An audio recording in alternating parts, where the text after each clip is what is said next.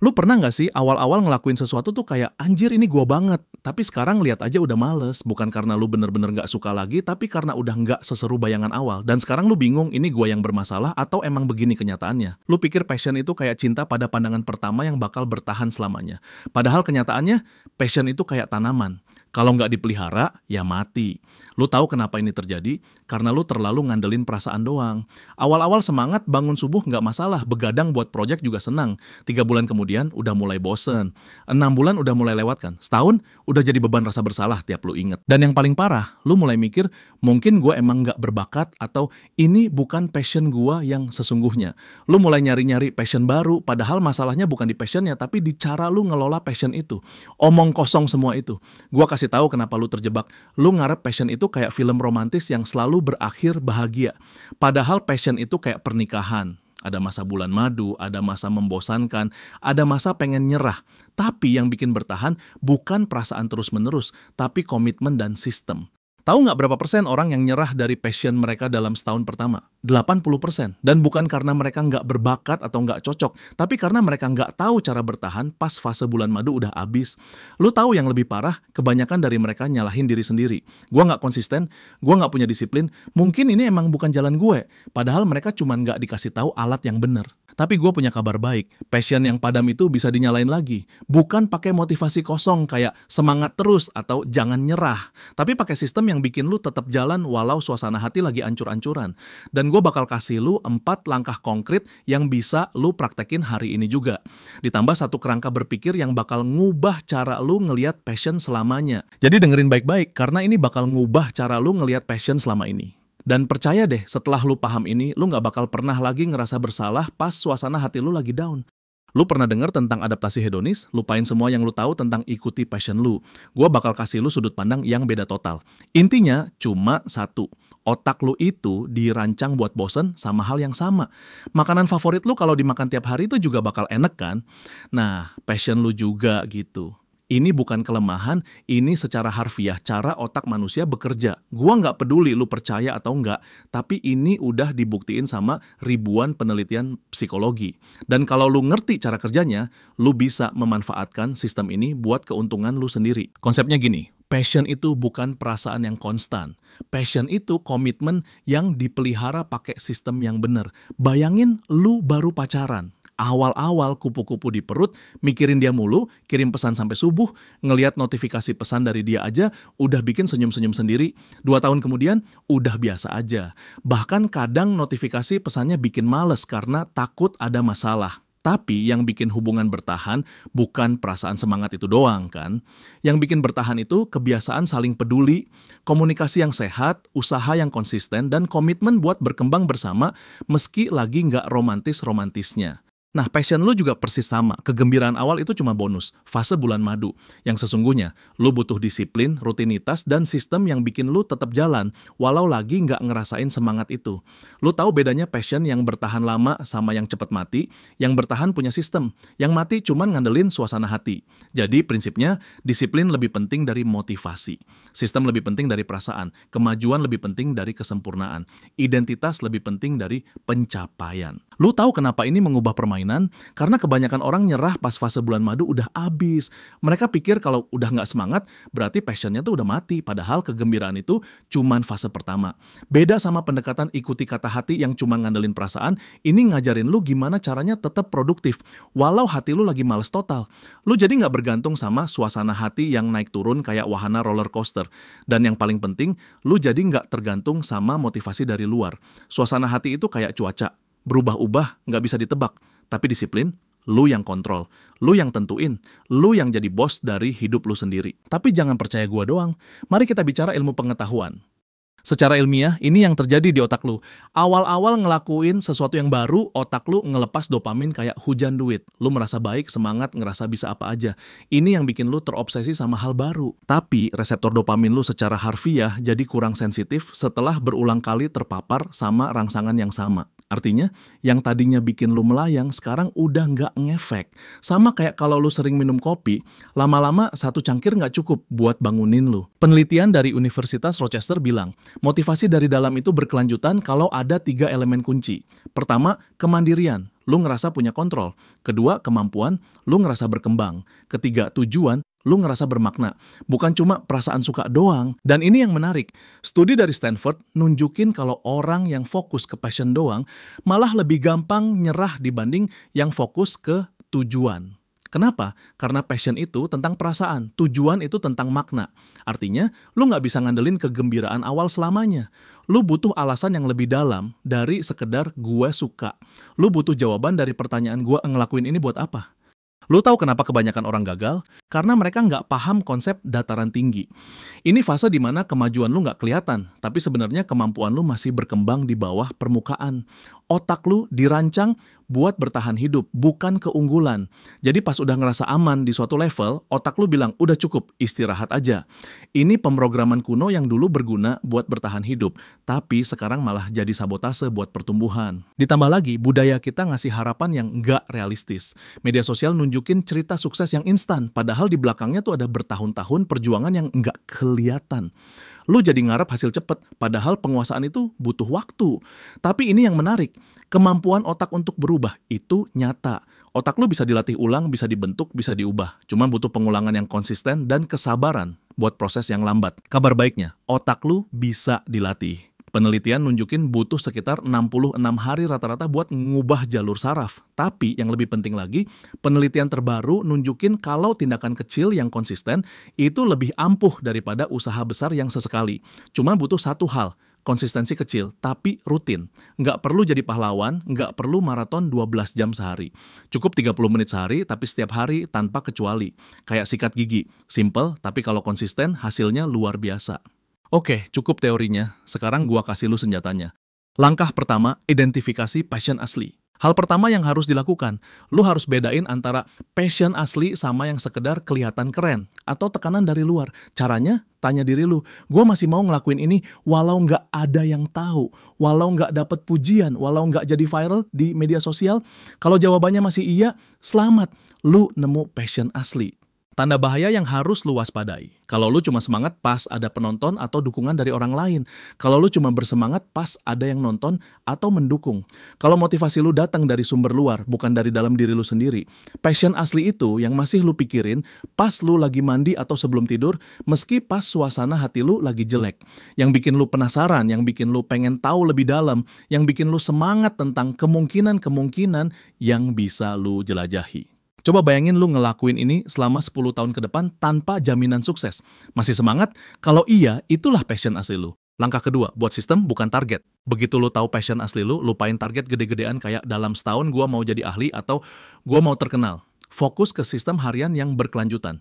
Gua nggak peduli lu di mana, yang penting lu lakuin minimal 30 menit sehari. Nggak lebih, nggak kurang. Konsistensi mengalahkan intensitas. Lu lebih baik olahraga 15 menit setiap hari daripada 5 jam sekali seminggu. Kalau lu nggak bisa 30 menit, turunin jadi 15 menit. Kalau nggak bisa 15 menit, minimal 5 menit. Yang penting rangkaian keberhasilannya nggak putus. Yang penting lu hadir setiap hari tanpa kecuali.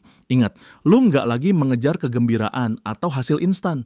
Lu lagi membangun identitas. Lu lagi ngubah diri lu jadi orang yang berkomitmen, orang yang bisa diandalkan, orang yang bisa dipercaya, terutama sama diri lu sendiri. Dan jangan fokus ke hasil doang. Fokus ke masukan. Bukan gua harus bikin karya yang bagus hari ini, tapi gua harus hadir dan ngasih usaha terbaik gua hari ini. Langkah ketiga, prinsip usaha minimal yang layak. Sekarang lu ubah pola pikir. Alih-alih mikir gua harus sempurna hari ini, mikir gua cuman perlu hadir dengan usaha yang masuk akal. Hari lu lagi suasana hati bagus, kerja 2 jam, jelajahi hal baru, dorong batasan. Hari lu lagi down, 10 menit juga cukup, asal lu tetap terlibat sama passion lu. Yang penting lu nggak lewatkan sama sekali. Tanyain diri lu setiap hari, apa usaha paling kecil yang masih bisa gua lakuin hari ini? Terus lakuin itu. Jangan meremehkan tindakan kecil. Tindakan kecil yang konsisten bertumpuk jadi hasil besar.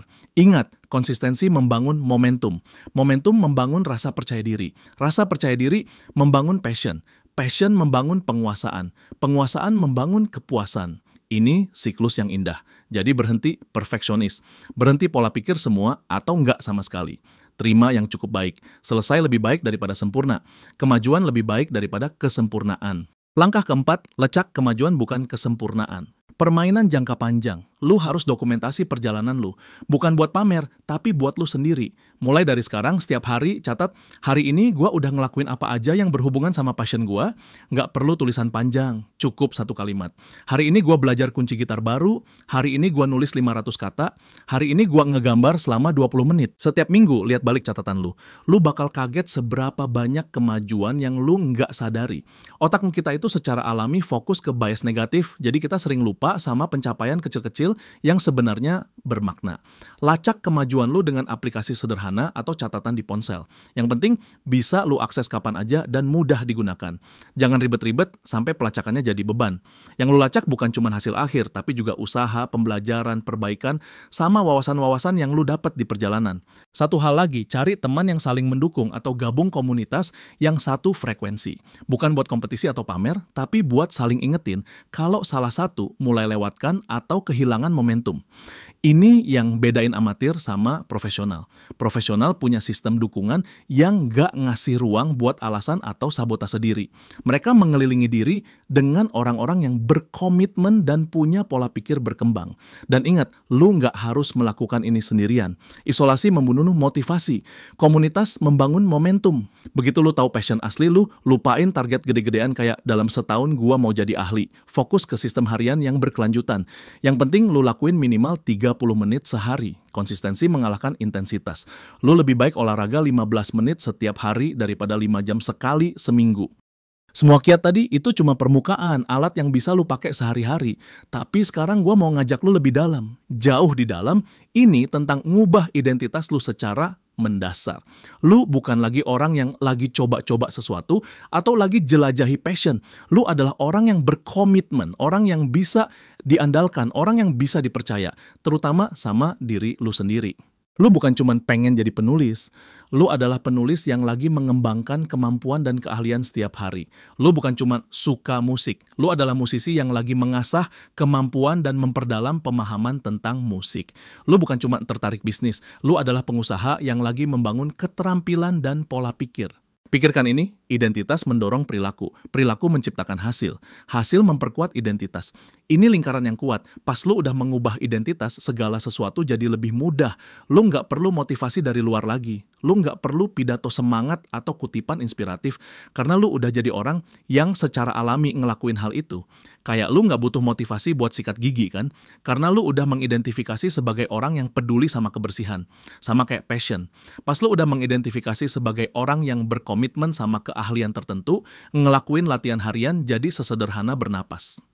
Bayangin passion lu itu kayak tanaman yang lu beli pas lagi semangat. Lu semangat banget pas beli, posting di Instagram, kasih nama yang lucu, taruh di tempat yang bagus, di rumah beli pot yang estetik. 2 minggu pertama rajin nyiram, ngecek setiap hari, bahkan ngomong sama tanamannya. Posting kemajuan di cerita Instagram. Sebulan kemudian sesekali lupa nyiram, tapi masih ingat karena tanamannya mulai kelihatan layu. 3 bulan kemudian udah kering, daunnya pada rontok, tapi lu males buang karena sayang dan berharap masih bisa hidup lagi. Padahal tanaman itu nggak butuh kegembiraan atau antusiasme dari lu. Dia nggak butuh lu posting di Instagram atau ngasih nama yang lucu. Dia cuma butuh satu hal, air secukupnya, rutin, konsisten. Nggak perlu pupuk mahal, nggak perlu pot yang super mewah, nggak perlu perlakuan istimewa. Cuman perlu perawatan dasar yang konsisten. Jadi setiap kali lu lewatkan passion lu sebenarnya biarin tanaman lu kehausan. Setiap hari lu nggak hadir, lu pada dasarnya bilang sama passion lu nggak layak untuk usaha gua hari ini. Itulah kekuatan super lu. Kemampuan buat merawat sesuatu secara konsisten, meski udah nggak menggembirakan lagi, meski nggak ada yang lihat, meski lu nggak ngerasain itu. Lu tahu apa artinya bebas dalam konteks passion. Bebas itu bukan bisa ngapa-ngapain sesuai suasana hati atau nggak ada yang ngatur. Bebas itu nggak jadi budak dari perasaan lu sendiri. Kebanyakan orang dikontrol sama suasana hati mereka. Suasana hati baik, produktif, suasana hati jelek, males ngapa-ngapain. Lu jadi reaktif, bukan proaktif. Lu jadi korban dari keadaan, bukan pencipta dari kenyataan lu sendiri. Tapi pas lu udah punya sistem dan disiplin, lu jadi mandiri dari naik turunnya suasana hati. Lu bisa produktif meski pas lagi sedih, meski pas lagi stres, meski pas lagi nggak termotivasi. Jadi ingat, passion itu bukan perasaan yang konstan. Passion itu latihan yang konsisten. Ini bukan tentang nemuin panggilan hidup yang satu-satunya yang bakal bikin hidup lu tiba-tiba sempurna. Ini tentang ngubah pola pikir dari konsumen jadi pencipta, dari reaktif jadi proaktif, dari korban jadi arsitek, dari hidup lu sendiri. Ringkasan cepat buat yang perhatiannya pendek atau yang pengen simpan di catatan. Pertama, passion padam itu normal dan alamiah. Otak lu emang dirancang buat bosen sama rangsangan yang sama. Ini bukan kelemahan, ini biologi. Kedua, solusinya bukan cari passion baru atau nunggu percikan datang lagi, tapi bangun sistem yang berkelanjutan dan ubah identitas lu. Ketiga, disiplin mengalahkan motivasi setiap saat. Konsistensi mengalahkan intensitas, tindakan harian kecil mengalahkan usaha besar yang sesekali. Keempat, lacak kemajuan, bukan kesempurnaan. Fokus ke usaha dan pertumbuhan bukan cuma hasil akhir. Kelima, lu nggak butuh merasa semangat setiap hari buat tetap berkomitmen. Komitmen itu tindakan, bukan perasaan. Itu aja, simple kan? Tapi gue tahu lu bakal tetap nggak bertindak kalau cuma nonton doang tanpa implementasi. Dengar gua nggak bilang ini gampang, gua nggak jual mimpi atau fantasi. Ini perjalanan yang menantang, bukan pil ajaib yang bisa ngubah hidup lu dalam semalam. Lu bakal gagal berkali-kali, bakal ada hari-hari lu pengen nyerah total, bakal ada minggu-minggu di mana lu ngerasa nggak maju sama sekali. Bakal ada momen-momen di mana lu ragu sama pilihan lu dan mikir mungkin gue emang nggak cocok. Dan itu bener-bener normal dan bisa diharapkan. Yang penting, setiap kali lu jatuh, lu bangkit satu kali lagi. Karena yang bedain orang sukses sama yang nggak bukan bakat atau keberuntungan, atau genetik atau latar belakang. Tapi kemampuan buat tetap hadir secara konsisten meski segalanya jadi sulit. Karena pada akhirnya, penguasaan itu bukan tentang jadi sempurna atau jadi yang terbaik di dunia. Penguasaan itu tentang jadi bisa diandalkan, tentang jadi orang yang bisa dipercaya sama diri sendiri, tentang membangun karakter melalui disiplin. Lu sekarang punya dua pilihan yang jelas. Nonton video ini, merasa termotivasi selama 5-10 menit, terus balik ke kebiasaan lama gulir TikTok, sampai jam 2 pagi, ngeluh passion lu udah mati, tapi nggak ngelakuin apa-apa buat mengubahnya. Atau lu mulai 30 menit kerja fokus di passion lu hari ini, sekarang juga, detik ini. Lu berkomitmen buat hadir setiap hari selama 66 hari ke depan, dan buktiin ke diri lu sendiri kalau lu mampu berubah. Pilihan lu. Gua cuma penyampai pesan yang ngasih tahu fakta dan alat. Pelaksanaannya sepenuhnya terserah lu. Kalau lu serius dan gak cuma jadi penonton pasif, buktiin, komen, berkomitmen, dan kasih tahu passion apa yang mau lu hidupkan lagi. Jadi spesifik. Jangan cuma bilang musik atau menulis. Bilang, gua berkomitmen buat latihan gitar 30 menit sehari. Atau gua berkomitmen buat nulis 500 kata setiap hari. Bagikan video ini ke temen lu yang butuh denger pemeriksaan kenyataan ini. Terutama yang suka ngeluh passionnya udah mati tapi nggak mau berusaha. Dan kalau lu udah mulai tindakannya, komen kemajuan lu minggu depan. Tunjukin rangkaian keberhasilan lu. Mari kita lihat siapa yang benar-benar berkomitmen dan siapa yang cuma bicara doang. Mari kita bangun komunitas saling mendukung. Sampai jumpa di video berikutnya. Atau enggak, sepenuhnya pilihan dan tanggung jawab lu.